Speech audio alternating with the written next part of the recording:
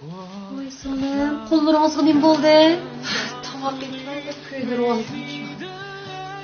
Toz qiynalgansiz har qachon. Ham yerim kuyib, kul bo'lib ketsin-ku. Topdandan qutulay deyapman Farida. Undaq demang singlim. Hech kim siz tomoq etemidi deb ayiblamadi. Tomoq etemmaslik bir gunoh emas. Ko'ngil qo'ysangiz, tirsangiz, qig'ilmaydigan nima ish bo'lsanglar, siz yuşuruqingiz bilan Faridada hammalarning ko'ziga sat ko'rinib qoldim men. Yurish-turishlarimmi, gap so'zlarimmi sizlarga yoqmaydi. Ildarning tuqqanlarning oldida o'xshitib, tomoq etib qo'ya olmayman sizga o'xshash. Voy singlim, tuqqanlarning ko'nglida hech qanday yomonlik yo'q.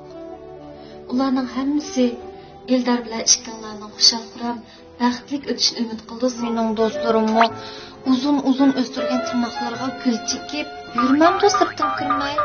Bilmaydigan restoran yo'q ularning. Nada esil, tamlik tomoq bo'lsa, shu yerda ular bor. Ularning aralari qandaqarlarkin-da? Ya tak qilib chekib qo'ymaydi-ku cheksiga. Voy jinim, voy nima yegingiz bor?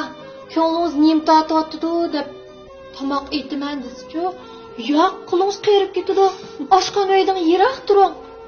Menga sizning tomoqingiz emas, o'zingiz kerak deb o'ylab beqing singlim. Uy deganning, uy tomoqi deganning xosiyati cho'ng singlim. Qozon beshdan tarqalgan issiqlik erni ayolga, bolalarni aniq texim yaqinlashtirdi singlim. Eldarning sizni tomoq etishni o'rganib olsin degani sizga ko'yanganlikka jinim singlim. Onalik burchini texim yaxshi ado qilsin degan. Hozir o'tdan bo'pti. Tomoq etishni bilmasang kallam kesibdan to'xar, ha? Voy sening kuyib pishib qo'llaring iflab berganingni bilamdi? Bilmaydi. Sen-chi qara, oshxonada qo'rilib, qo'rayga aylanib ketsanmi bilmaydi. Bilamsan, ularning maqsadi seni ishlatib qul qilish. Xalqning beshin silami shelqi Zuhraxon degan chiroyli qiynabang. Voy unchalik shafqati bo'lsa, seni nimishqa jafoga ishtirdimsa? Pul azmas shu haqda. Obbo, qachon kelsan? Men soat 11larda kelaman. Aras. Bugun uying ketmay, mishayda qo'nib qol-a?